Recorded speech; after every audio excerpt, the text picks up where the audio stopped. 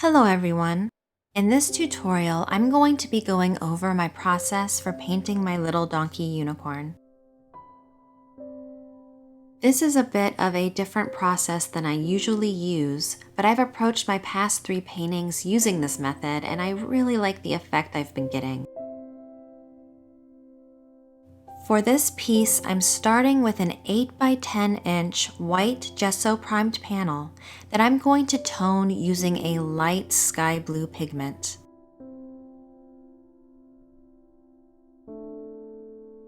In the past, I would tone my board using raw umber, and then build my underpainting on top of it using the same colors. But for this piece, I want to see how the raw umber underpainting would look over blue to create a more neutral base. The particular pigment I'm using here is Bice by Vasari. I'm going to cover my entire board with a very thin layer of this paint by scrubbing it onto the surface of the panel until everything has been covered.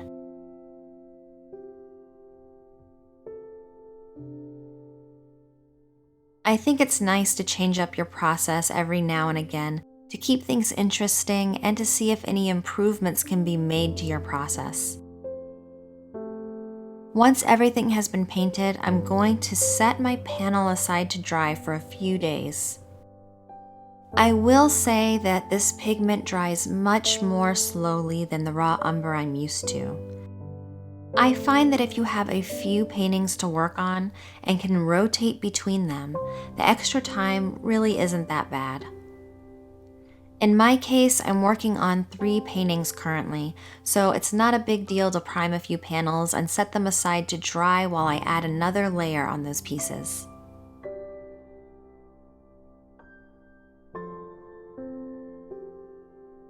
Once my panel has dried, I can transfer my drawing and start on my underpainting.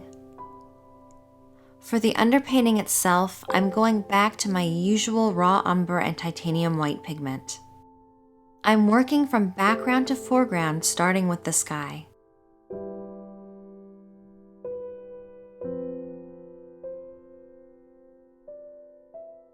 I'm hoping that my blue base is still going to peek through in some of the areas, and even give the painting a more neutral quality with less chroma in the thinnest areas.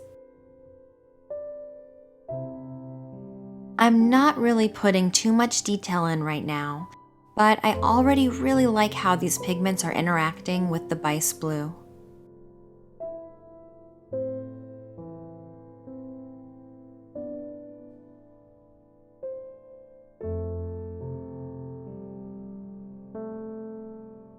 Once the sky has been blocked in, I can start on some of the foliage like the leaves on the tree.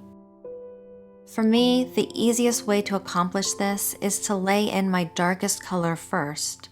Once I have that down, I can add in some of my highlights and then start to focus on painting the tree trunk and branches.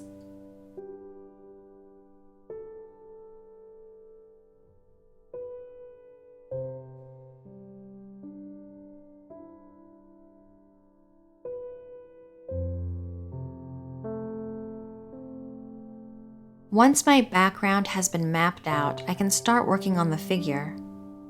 I'm going to block him in first and just try to get a good sense of his basic form and lighting. I can add my details like the fur texture over the top.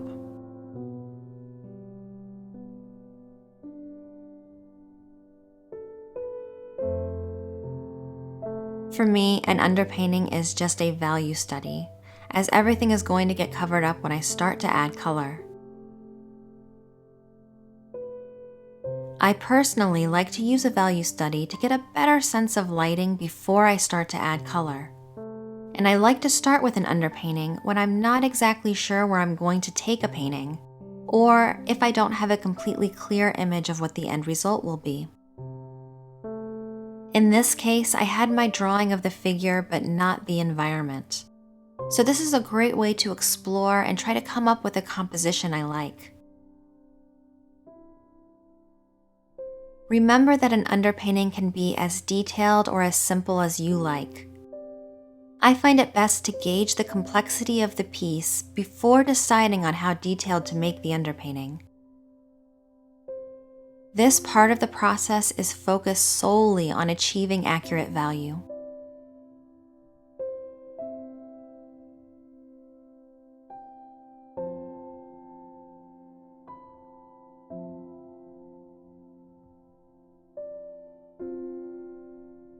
I'm going to set this piece aside to dry and then start on my color pass next.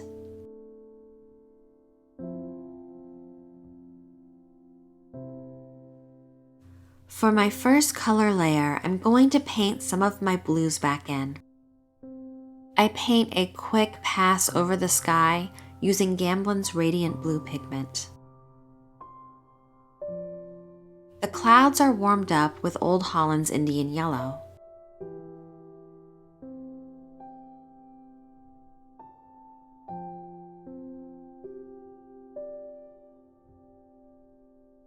I'm going to paint my details back in using titanium white. It mixes with the pigment I have down already to create a bright golden tone.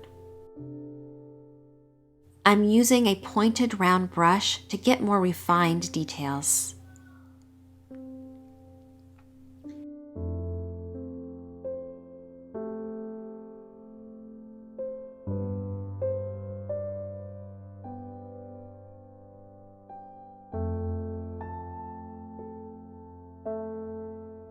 After I've added a layer to the sky, I can begin to focus on the foliage in the trees.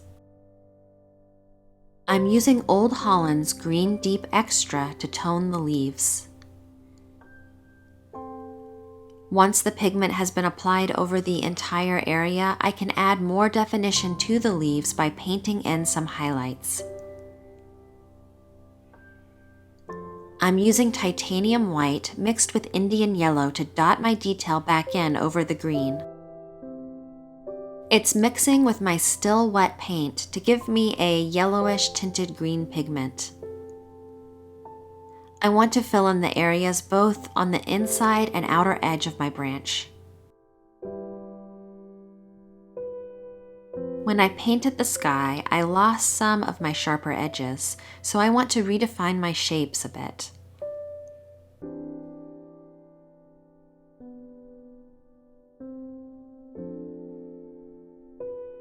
I work around the rest of the background using the same method to be sure everything is covered with a passive color before I start to work on the figure. The fields and distant mountains are painted as well as the distant trees. These have much less detail than my foreground elements, and even less detail than the tree we just painted, since they are so much further back.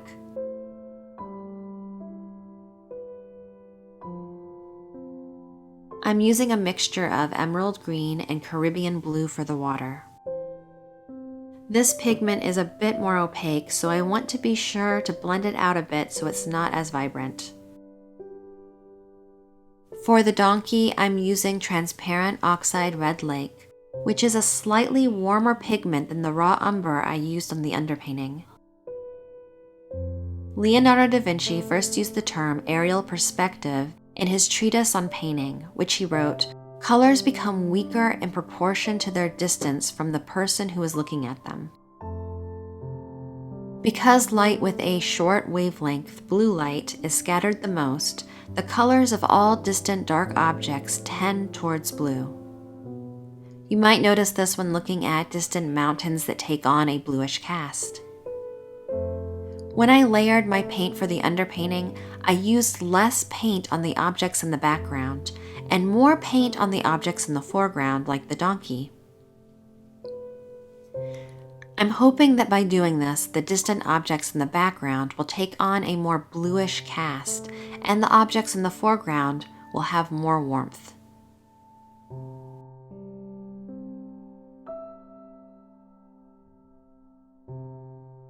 Once the overall base color has been applied, I can focus on details like the smaller individual hairs on the mane and body.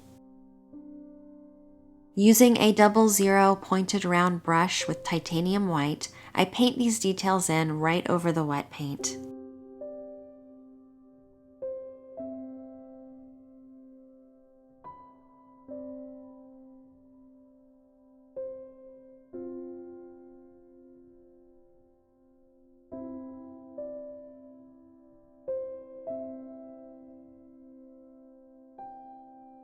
I paint the foliage into the foreground in the same fashion, filling in my base color first, then adding my finer details over the top.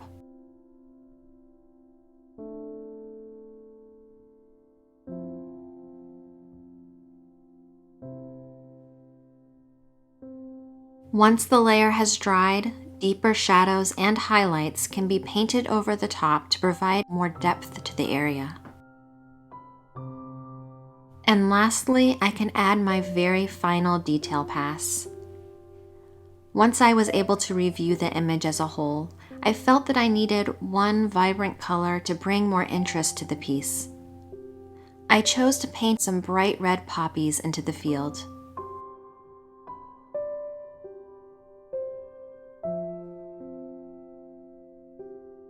I also painted a floral crown wreath around the donkey's horn to tie this imagery to the character as well.